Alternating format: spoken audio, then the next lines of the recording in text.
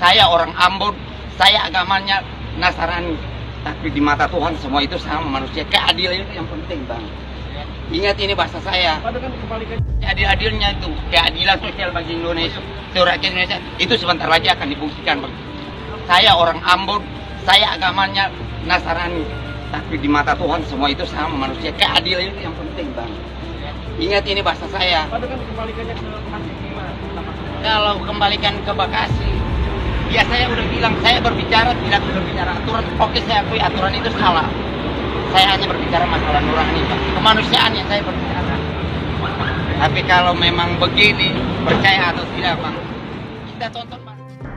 Saya orang Ambon, saya agamanya Nasrani, tapi di mata Tuhan semua itu sama manusia. Keadilan itu yang penting, Bang. Ingat ini bahasa saya.